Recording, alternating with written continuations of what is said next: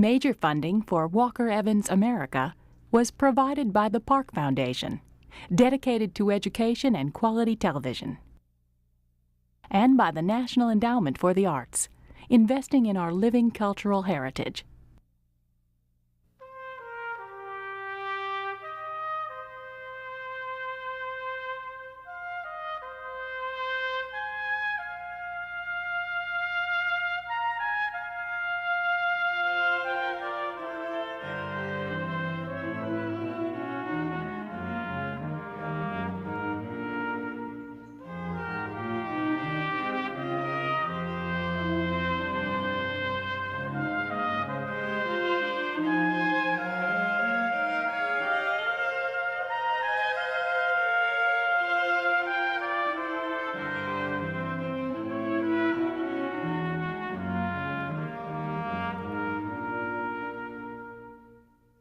There is virtually no strain in American photography since 1950 that cannot be traced back to this man, Walker Evans. In 1930, Evans, then 27 and a photographer for 3 years, was so excited by his medium's possibilities that he sometimes thought himself mad. Throughout the 1930s, he photographed the eastern United States under the Great Depression. He worked in the plain style of passport photos and hometown postcards, but his sense of both meaning and form turned this style into a powerful art form. Among his themes were the strength of the American spirit as expressed by American faces and the corruption of this spirit by the Depression. To his complex sensibility, the American past was a living presence, and the humblest American artifacts were expressions of mankind's immemorial need for beauty. I went over to Fortune and was sent to the right floor in the Time Inc. building, and walked into his office. Was shocked at his appearance. I expected someone totally different. I thought he might look like Abraham Lincoln or like Gregory Peck playing Abraham Lincoln, perhaps, but a big man, you know, big hands and big feet and sort of wearing Oxford gray homespun or something like that. Big shoes, heavy. Here was this immaculately finished little Connecticut commuter in his polished cottons and his English shoes, and totally neat. Walker Evans decided to become a photographer in 1928 at the age of 24. His parents expected him to become a business executive, perhaps a banker. They gave him a genteel upbringing complete with servants and private schools. Evans absorbed their aristocratic tastes and always acted and dressed as though the patrician lifestyle were his birthright. Nevertheless, he envisioned himself as a writer. Neither ambition was fated to be. Evans was born in St. Louis, Missouri in 1903 into a prosperous family which moved shortly afterward to Kenilworth, Illinois, an exclusive Chicago suburb. He developed his eye at an early age. Self-taught, he would draw and paint relentlessly, ever cultivating his sensibility to the visual world and the language of pictures. When his parents separated, he moved to New York City with his mother and attended Loomis and Phillips Andover prep schools and Williams College in Massachusetts. After a year at Williams, he got bored, moved in with his mother in New York City, and concentrated on his writing. When he first got seriously interested in photography, I think he was working at the library in the map room for a while at night. Anyhow, he went and took out the entire run of camera work and went through it looking for something to like. He said the only picture he liked in the whole run of camera work was Paul Strand's Blind Woman. In 1926, with modest financial help from his father, Evans went to Paris. He audited courses at the Sorbonne, learned French, read French literature, especially two late 19th century French writers, the poet Charles Baudelaire, whose enchantment with modernity strongly affected Evans' outlook, and the novelist Gustave Flaubert, whose detached realism was to influence Evans' art. He frequented Sylvia Beach's bookstore, Shakespeare and Company, where he would watch James Joyce from a distance, never daring to speak to him. When his father's stipend came to an end, Evans chose poverty in America over the penniless expatriate life in Paris and returned to New York in May 1927. In Manhattan, the distress of sudden poverty was intensified by Evans' recognition that he was not a talented writer and must abandon his literary ambitions. But a $6 vest pocket camera he had bought before going to Paris enabled him to channel his creative energies into photography.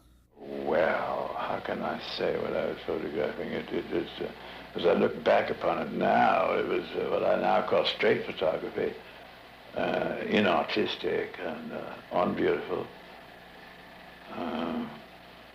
And I have a theory that many a young artist doesn't quite know what he is doing, but sometimes he's doing instinctively exactly the right thing without being conscious of it. And as far as I'm concerned, for me, I was doing the right thing, but I didn't really know how right it was. In the late 20s, Evans's photographs were inflected by German, especially Germanic, but also European New Vision. And what that meant was that they were made from unexpected angles. They shot up, he shot down. He sometimes even would make a sandwich of more than one negative together. He wasn't so interested then in exploring the real world directly, but in making something out of it and trying to make art of a kind of, with a modern look. I skipped a whole lot of sort of swamps that most photographers get into just by luck. I never did any, what was then called salon photographs, or,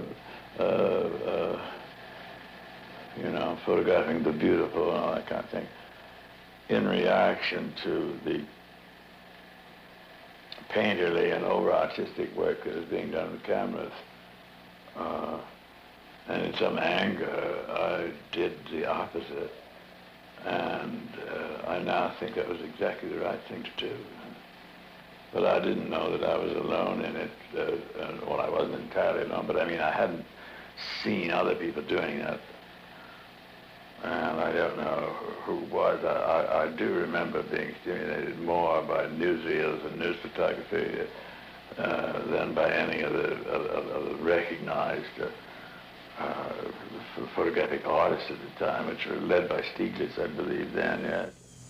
When Evans returned from his year or so stay in Europe, back to New York, he came into a city in which the arts were still fairly dominated by Alfred Stieglitz. He was the spokesperson for photography, but also for modern art, and his gallery of artists were very prominent. I did show my work to Stieglitz reluctantly, because some friend of his sent me to him. And that did me a lot of good in a reverse way, because I got angry at him. He seems to have been very much put off by Stieglitz's overtly artistic style and Stieglitz's insistence that there could be an equivalence between the forms that he photographed and an emotional state of the photographer. Evans seems to have been much more sort of down to earth, more rooted in the American soil than that. But he also very much rebelled against what he considered to be the crass commercialism of someone like Edward Steichen, who was the other pole in photography at that time.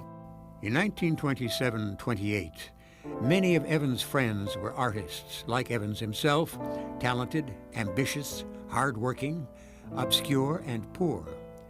Most were bohemians. Some were rebels, like the painter Ben Shahn, who shared Evans' Greenwich Village studio and became famous for paintings and graphic art in support of leftist causes. Most were writers, like his darkroom assistant John Cheever, fresh out of Harvard, later renowned for his short stories. I did have a literary mind, and all I can say is I think that the work shows it. Most of my friends were writers, and some painters, and no photographers. I didn't know any photographers. In 1927, Evans also met the 20-year-old Harvard undergraduate Lincoln Kirstein, who was to exert a profound influence on Evans' art. A force in American culture for over 50 years, and best known as the founder of the New York City Ballet, Kirstein was already prominent on the American scene through his literary quarterly, Hound and Horn, published first at Harvard, then in Manhattan.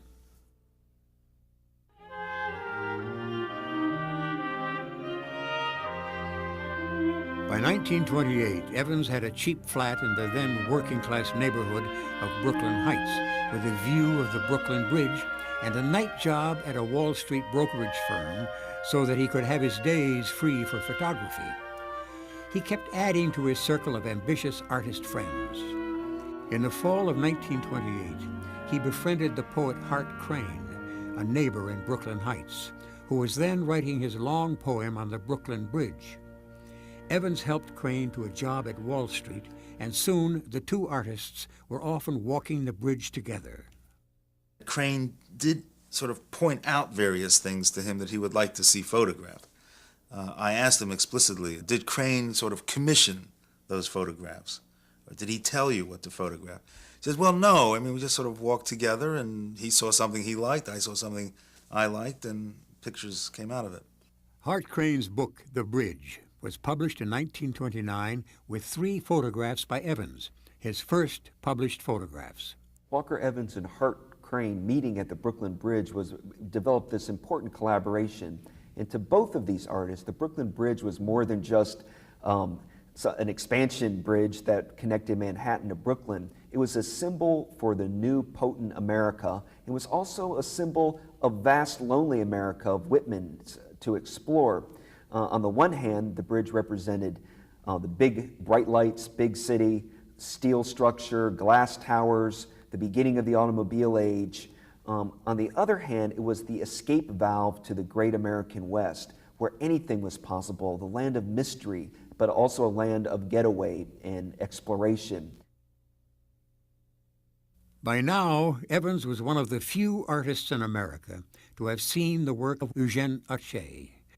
Eugene Atget was a French photographer who was born in the 1850s and who died in 1927, and who worked for about 30 years or a little more, photographing essentially one subject, which is to say the fruits of the civilization of France. And he found that in the city of Paris, in the older parts of Paris itself, as well as in the outlying Ile-de-France region around Paris. He photographed the setting, the landscape itself, which was the site, as well as the physical remains of this, what people had built, what they had left behind, their chateaus, their small towns, their large towns, their gardens, whatever it was that described their site. Walker was working toward and had begun to make pictures that did have a new directness, a new cleanliness, a new lack of obvious artistic effect. And surely then seeing Atget's work with its great confidence and sureness and style and ease, I mean, it would have I think been something like St. Paul on the road to Damascus.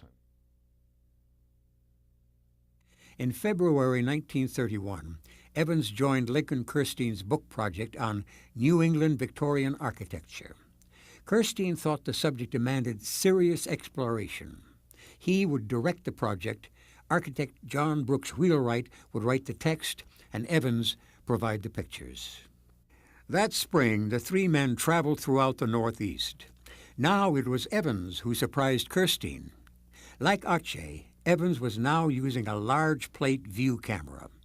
And so Kirstein watched a new Evans, a meticulous artist who would stand for hours beside his camera on its tripod until the sun reached the right angle and intensity for describing the minute details and textures of the old buildings. Evans' standards were exacting, and his sense of subject matter was original. In May 1933, the Museum of Modern Art exhibited the project together with 31 Evans photographs.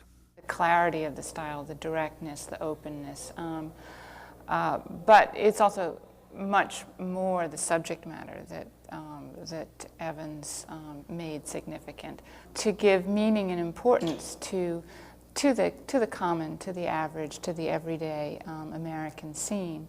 That was something that was extremely important and revolutionary in Evans's style.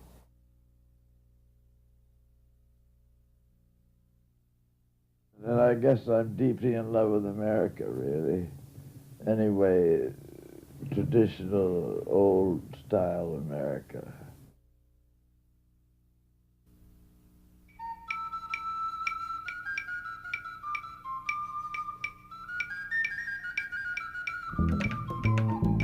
In late May 1933, Evans sailed to Cuba for what he considered a minor and ill-paid commercial assignment, to take photographs to illustrate the book The Crime of Cuba by the journalist Carlton Beals. It was an exciting time in Cuban history, for the oppressive regime of President Gerardo Machado was about to fall to dissenting forces within the military. Evans didn't care about either the book or politics, but rather about a society where political strife was bringing broad human passions to the surface of everyday life. Also, he had an understanding with the publisher that he could photograph as he pleased. He called his 3-week stay there a photographer's field day.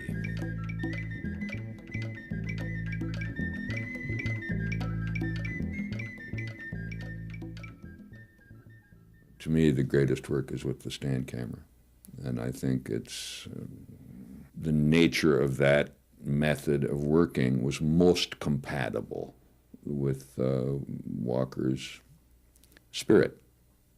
Contemplative, deliberate, not only intuitive, but also, in addition to being intuitive, exercising a critical judgment and intelligence. I learned, I think, from Walker a good deal in the way of how to take pleasure in the unexpected, the inconsistent, the strange and bizarre juxtaposition. I suppose in some ways he was an authentic surrealist, and in some ways also subscribed as an artist to the surrealist program.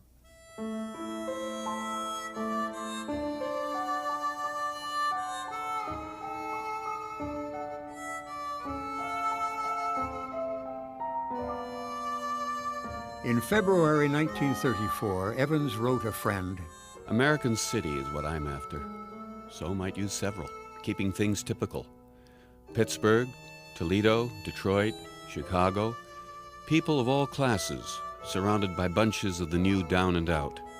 Automobiles and the automobile landscape, architecture, American urban taste, commerce, small scale, large scale, the city street atmosphere, the street smell, the hateful stuff, women's clubs, fake culture, bad education, religion in decay, the movies, evidence of what people of the city read, eat, see for amusement, do for relaxation, and not get it. Sex, advertising, a lot else. You see what I mean?" I'm concerned exclusively with man, really. That's why I'm not very interested in nature. Privately find it beautiful, but I don't find it material for the camera. Not my camera.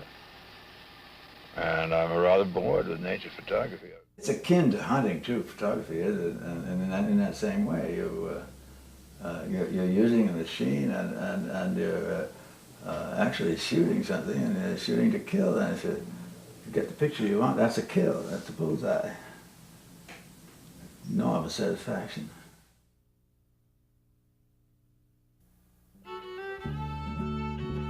Evans traveled to New Orleans in January 1935 for a book on American classic revival architecture with a focus on antebellum Louisiana houses. He was accompanied by Gifford Cochran, a wealthy New York carpet manufacturer who financed the project. Soon after their arrival, Cochran decided to go back to New York, leaving Evans with a car, a rent-paid apartment in the French Quarter, staffed with a cook. A friend had asked Evans to look up painter Paul Nines and his wife Jane while visiting New Orleans. He did, and we all went out to lunch together, and that's when I met him. He was charming and fun, rather foreign to me from my Middle Western and New Orleans background. He was much more sophisticated. He didn't know anyone in New Orleans, so he asked me to go with him to photograph, and these were just morning or afternoon trips. He'd bring basket lunch, and then he'd bring copies of Vogue and Harper's Bazaar and things for me to read while he was photographing. We have a print of that wonderful interior view of, what is it, Belle Grove Plantation in Louisiana. And I wondered how the exposure was made, because it's 8x10 camera, and he said, well, that's a long time exposure. He said, I set that camera up, I set that up, and left the lens open and went outside and had a picnic lunch with the people I was with while it was being exposed. My husband had a mistress at that time. She was an architect who was helping the WPA rebuild the Pontalba buildings. And so of an evening, Walker and Paul and his lady and I would go out to dinner and dancing. There were quite a lot of nice places to dance then. Paul would take his lady home and Walker would walk me home, and I'm afraid he kissed me a few times. And we began to be very much in love. The New Orleans project was aborted in April, but a commission from the Museum of Modern Art to document its then current exhibition of African sculpture compensated for Evans' loss of income. The project was vast and deadline tight. Evans hired extra help, including writer John Cheever, who became Evans' darkroom assistant for the occasion. The money was good, but Evans had no time for his own work. The Depression was still in full force. Times were hard, and the economic future of many ambitious young people was uncertain. Anti-establishment feeling and the anti-middle-class, anti-bourgeois feeling was very bitter and strong then as it is now. So that hippies and flower people are merely an extension of an impulse that was pretty wide before it took that form. Anti-materialism is very strong in my Senate, and the problem became one of staying out of left politics and still staying out of establishment activities, or I don't mean activity, but patterns, rather. Stay away from politics, stay away from left politics, but also from establishment patterns. And I think that says so much for him. I mean, the establishment patterns were the patterns of his father, of the bourgeoisie, of the upper middle class. And he flirted with that. And he flirted with leftist politics. But it was a flirtation. What he was interested in was something bigger game than either politics, propaganda, or the status quo. He was interested in what he would have said was the truth. You know, getting at what the truth was. And the truth wasn't the convenient lies that advertising tells and that Life magazine tells. Most of the men of my type were non-political and uninvolved, because the only involvement open to a non-establishment, rather rebellious individual was straight communism, which was a trap for other reasons that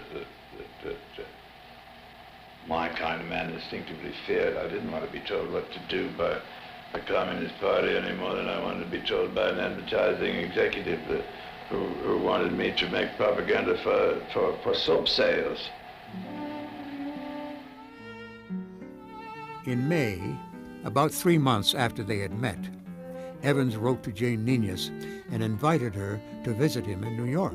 Walker and I were together a great deal. He was showing me New York. He also, at the same time, was fiddling around with getting a job with the government. After I'd been there, I don't know, 10 days or so, maybe not even that. The letter came saying that he had the job with the Farm Security Administration. By then we were really lovers, so we couldn't bear it apart, so he said, come with me. So I wildly, I mean, now I look back and I can't believe I did it. I went off with him down to Washington, and then to West Virginia, did work on the mining people in their houses and the plight they were in. The government agency Evans joined was the Resettlement Administration, later called the Farm Security Administration. It was formed in 1935 and intended by the Roosevelt administration as the centerpiece of its agricultural policies. The Depression had plunged nearly 8 million people in the farming areas into poverty. Many were forced to leave their farms and roam the country looking for migrant work. Among the hardest hit were tenant farmers and sharecroppers. The Farm Security Administration was formed to combat this blight. For 18 months, Evans served with this photographic group headed by Roy Stryker, a Columbia University economist turned Washington bureaucrat.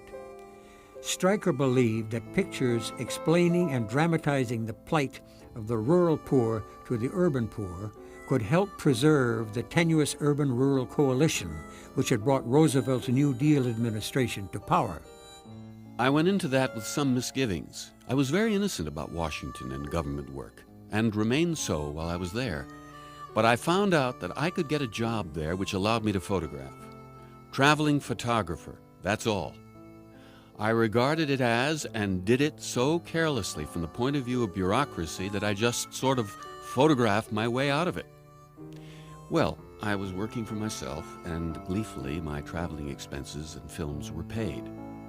I just photographed anything that attracted me, and rather unconsciously was recording that period. Work piled up, and some of it looked at now a record that I wasn't even thinking of making.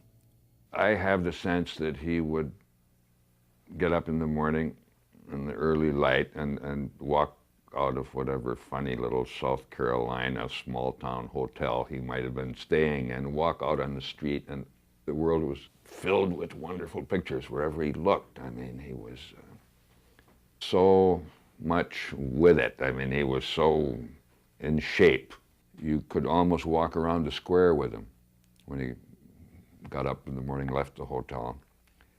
And just one superb picture after another. I mean, he was both completely focused and completely relaxed. It must have been wonderful for him. Just a great experience. A woman walked into the Farm Security Administration offices and asked for a print of the Bethlehem photograph.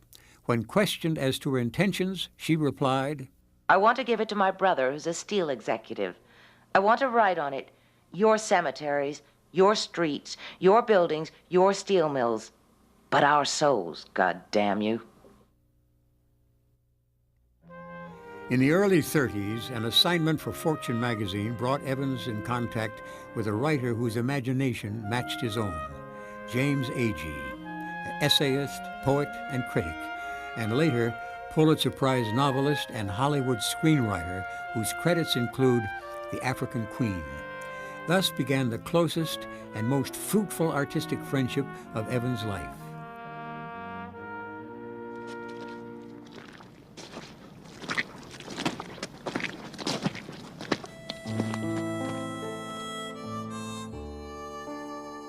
In April 1936, Fortune magazine assigned James Agee to write an article about the condition of Southern sharecroppers. Agee was interested in Evans' work and technique and wanted Evans to be the photographer. The FSA granted Evans 2-month leave of absence under the condition that the resulting photographs would become government property. Agee and Evans drove south, thinking this was a marvelous opportunity for collaboration on an exciting subject matter. The two artists stayed 3 weeks in Hale County, Alabama, recording the lives of 3 sharecropper families they befriended.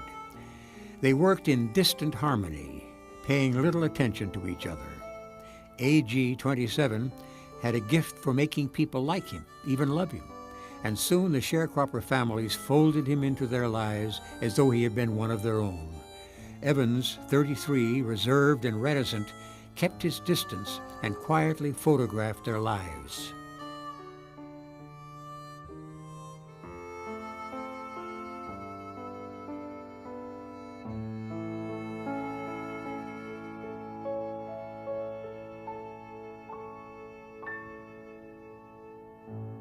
Walker was the one of all the artists of the time who showed the common man in full dignity.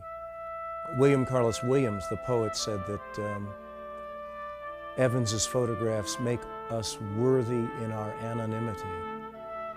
And I think this is why his vision of the 30s so haunts us.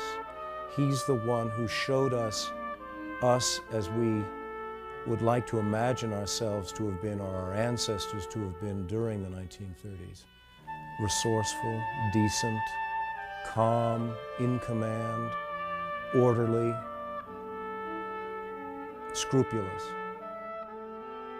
Indeed, Agee feared lest his writing not convey the reality of the sharecroppers' lives and so fail its subject. "If I could do it," he wrote in his text, "I'd do no writing at all here. It would be photographs. The rest would be fragments of cloth, bits of cotton, lumps of earth, records of speech, pieces of wood and iron, files of odors, plates of food and excrement." Fortune rejected the article Agee and Evans brought back from Alabama. The editors deemed Agee's fiercely emotional writing and Evans' photographs of uneducated, poor, powerless but proud sharecroppers wrong for a publication promoting American capitalism. Agee and Evans then thought the best way to present their powerful statement was in book form. But in the fall of 1936, no publishers were interested in it, so the project lay fallow for several years. Evans returned back to his work for the government. Walker felt that what he was doing was the work that most needed to be done, of course, as each of the photographers did. His work took more time than certainly Russell Lee's work did. Russell Lee was a much faster worker, and Dorothea Lange was a much faster worker than Evans. And it was in part because Evans wasn't submitting as many photographs as the other photographers were, and partially also that Evans wouldn't do the kind of PR work that Stryker sometimes called upon his photographers to do for the Farm Security Administration, which was work separate from their usual historical work, that Stryker fired him. And Evans never got another job that was as right for him as that job. Well, things as they are, and things as they were in the Depression produced a work of mine that looks like social protest. It wasn't intended to be, that it wasn't intended to be used as propaganda for any cause. I suppose I was interested in calling attention to something, even shocking people, but I don't think I had the purpose of improving the world thereby, or any such drive as that. I like saying what's what, and I wouldn't pretend to serve the cause of improving this or that condition then.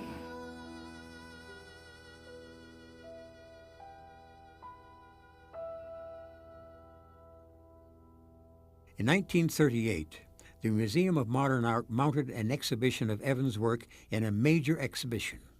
A catalog in the form of a hardcover book, American Photographs, enhanced its stature. More than half of the pictures came from the work Evans made for the Farm Security Administration, which had fired him. Others came from the Alabama Project, rejected by Fortune magazine and commercial publishers. Lincoln Kirstein wrote the catalog essay which stressed the aesthetic significance of Evans' photographs. Kirstein placed Evans' work in the American literary tradition and ranked Evans with such writers as Walt Whitman. Evans' eye, Kirstein wrote, is a poet's eye. It finds corroboration in the poet's voice. American Photographs was dedicated simply to JSN, Jane Smith Nenius, whom Evans had not seen for 2 years. He was the first photographer to be given a one-person exhibition at the Museum of Modern Art at the age of 35. Even the venerable old masters of photography at that time, Alfred Stieglitz or Edward Steichen, had not been given one-person exhibitions at the Museum of Modern Art. So it was regarded, even at that time, as an extraordinary accomplishment both for Evans and for any photographer to have made. American Photographs was an early manifestation of Evans embracing America's past and present culture as a viable subject for artistic expression.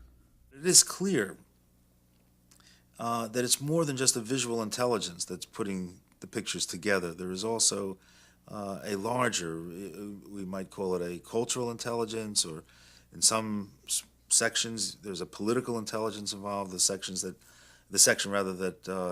includes the pictures of the Havana policemen and the American Legion figures and the Civil War monuments seem clearly to be making some sort of observation and commentary upon the role of the state, let's say, the historical memory of war in the culture of the United States. It's also an aesthetic intelligence, and I think in some ways a moral intelligence as well that appears in that book. Following the success of the exhibit, Evans worked at a slower pace. For a while, he couldn't find anything he wanted to do. Then, suddenly, he went underground.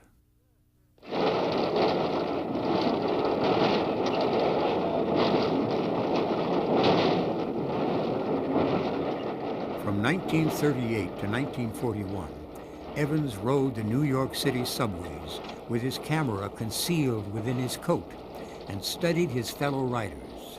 When the mood, light, face, and gesture were right, he made an exposure, unbeknownst to his subject.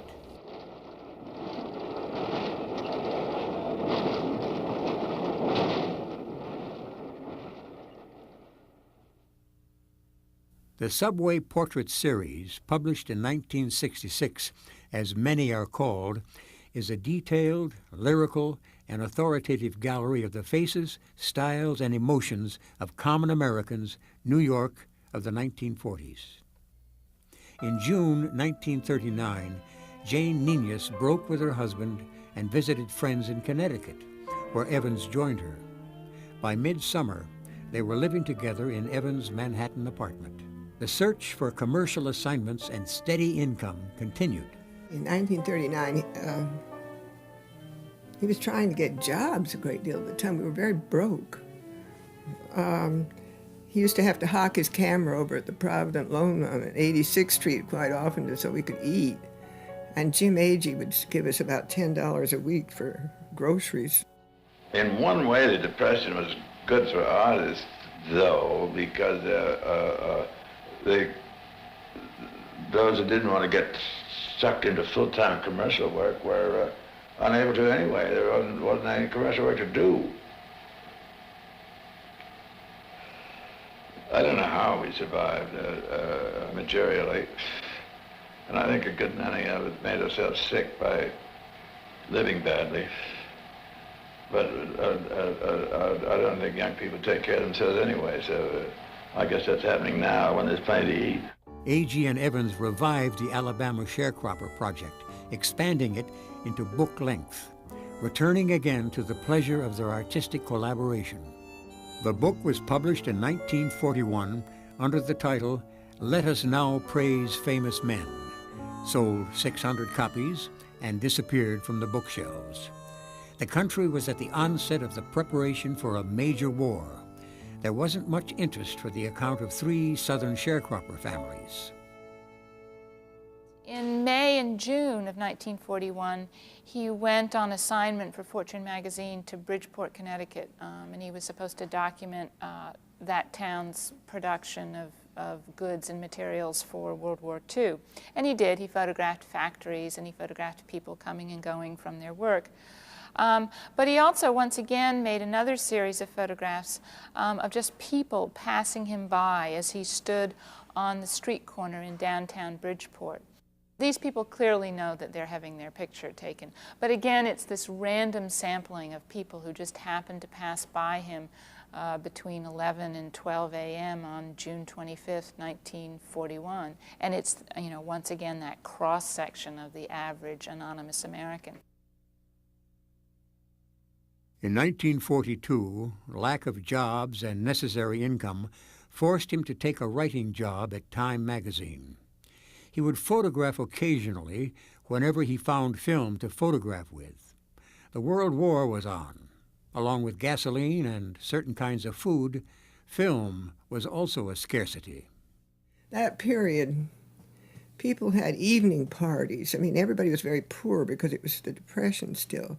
He was great at a dinner party. He was great at any party, but at a dinner party, he was, you know, he would stand up and give a talk, you know, that would have everybody on the floor. Evans spent 20 years working for Fortune magazine. Prior to his full-time employment by Fortune in 1945, he had received several freelance assignments from the magazine dating back to 1934. He was hired as a sole staff photographer with no day-to-day duties. For most of the photographic portfolios he prepared, he would choose his subject matter, disappear for weeks to photograph, do his own art direction, and write his own copy. He maintained an attitude of independence, didn't want to be bothered by anybody, nor did he want to be employed, but it was a convenience. They would assign him things to do, and I would go with him quite often. Resort hotels up the East Coast, you know, Poland Springs and Magnolia, and we stayed in Poland Springs for days and days because we were having such a lovely time. It was such a great place. Nonetheless, their marriage ended in 1955. You come upon their pilasters and their porte-cochers sensing that this is American version, in painted timber, of a Versailles or a Chateau Chambord, that there's a Blenheim risen in the Maine meadows. Catch one of these gay land arcs in the late-day sunlight, under the fleeced sky. This is the nation's uttermost dream of secular grandeur. This clappered castle, turreted, porticoed, balustraded, oriflammed.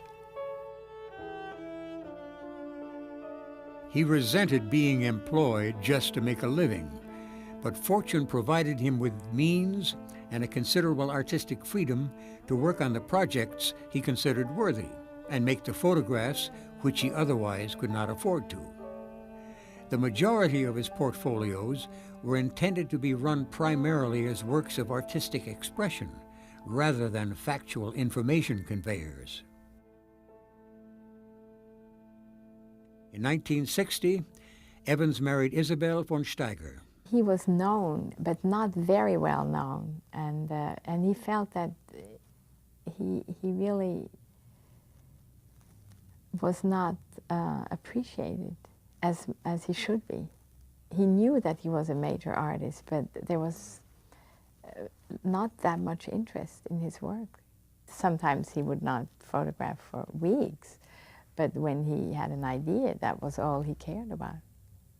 And then all of a sudden, you know, all the clothes and all the social life was not important. He would just have his work shirt and his old corduroys and go, and take an assistant or a friend to help, and that's all they would do then. He was a very late riser.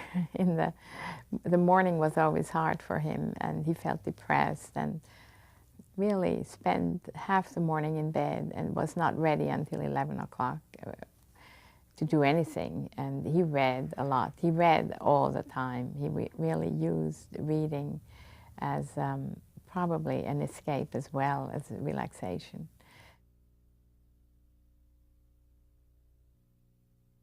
In 1960, Houghton Mifflin Publishers issued a second edition of Let Us Now Praise Famous Men, which enjoyed a huge popularity among photographers, the art public, students, and scholars, and the general public. Its success brought Evans into national prominence. And had it not been for Let Us Now Praise Famous Men and that book's revival in the 1960 edition, I think Evans might have died unrecognized.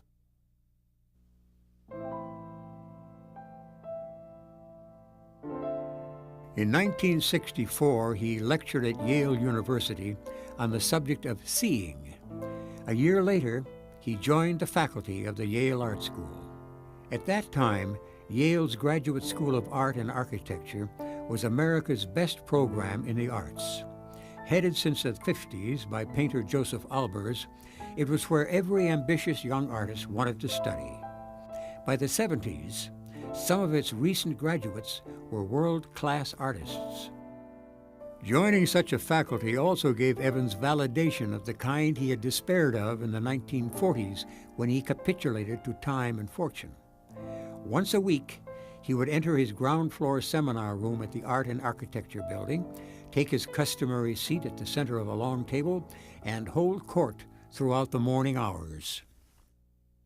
I won't have it. I won't have nostalgia read into anything I do without protest.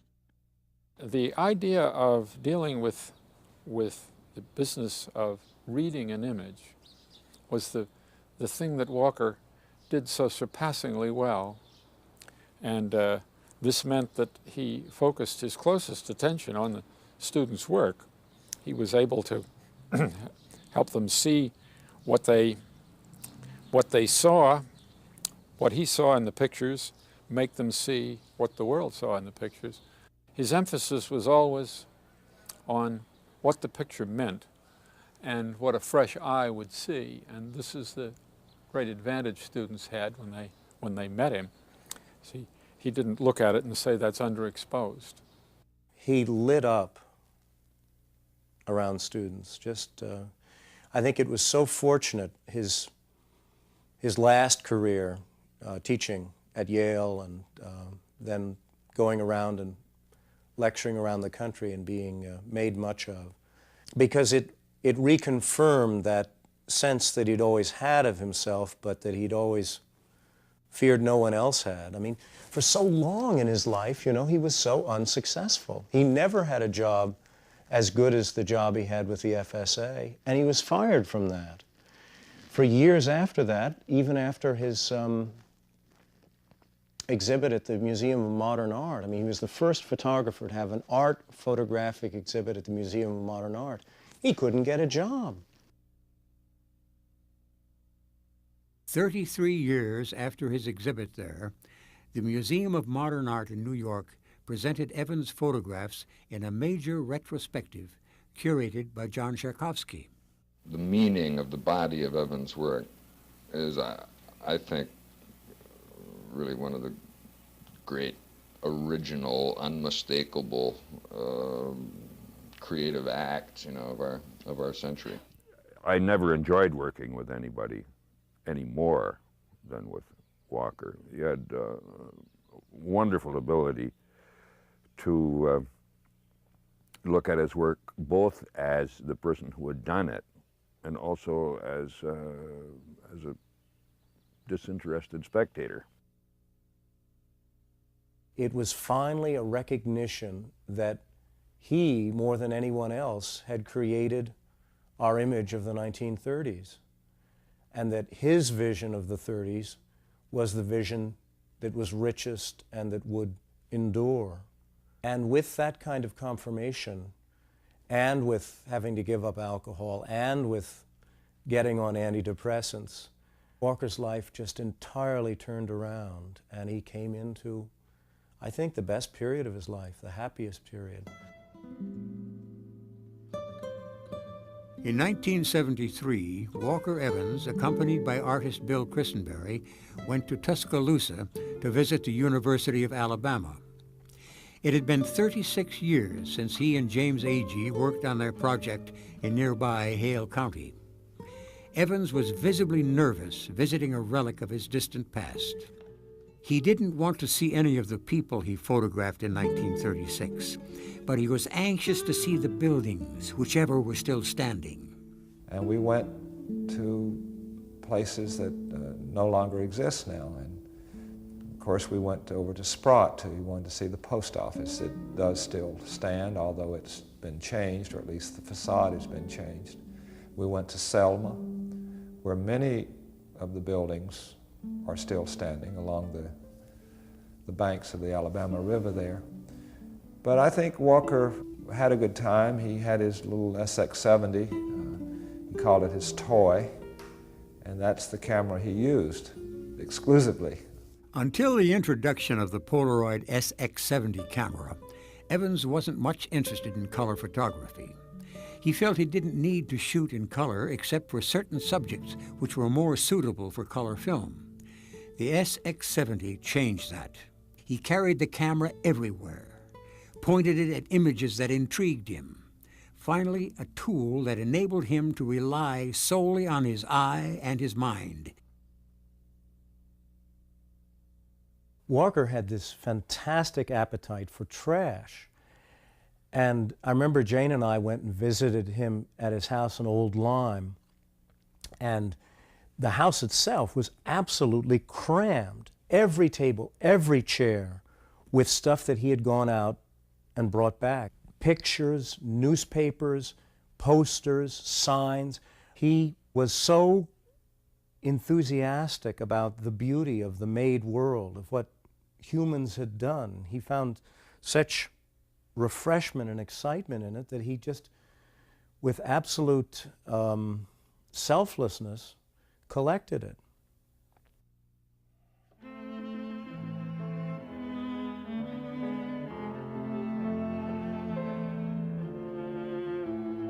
In his last year, he'd remarkably changed. He'd gotten out of his marriage as well as all the other things, and the pressure seemed to be off him.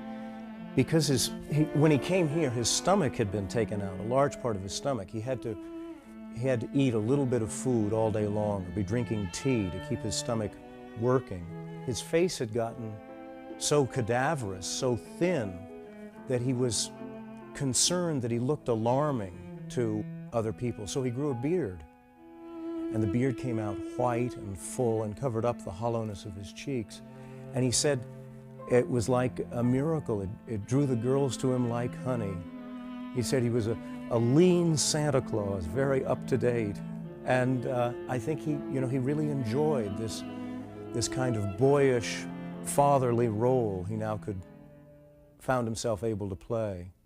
Very late in his life, he got a call from Radcliffe. He'd been offered a lectureship. He had a new suit made. Had to be made in 3 days. Cost probably more money than he had ever spent in his life for anything. But he had a great deal of money at the time. He had sold his whole collection, and he was old and ill. He arranged for a special room on the railroad. He arranged for a suite at the Ritz in Boston. He arranged to have lunch with one of his former students who was very prominent then as a teacher at Harvard, and also was a great beauty. He came completely to life, walked with a sprightly step went to the railroad train, missed the train, typical, took the next train, arrived, set up housekeeping in the Ritz, delivered the best talk of his life, came home, and died. You know, one of the small-town photographers display board out in front, behind the glass, and it says studio in those wonderful blacky gold and black letters, and then behind that all the little penny passport pictures or graduation pictures or driver's license pictures. And with the studio across the front of it, it's a portrait of everything Walt Whitman was talking about, or Crevecoeur. This is America, and it's a studio. Here we are, the whole crazy experiment, sitting for its portrait.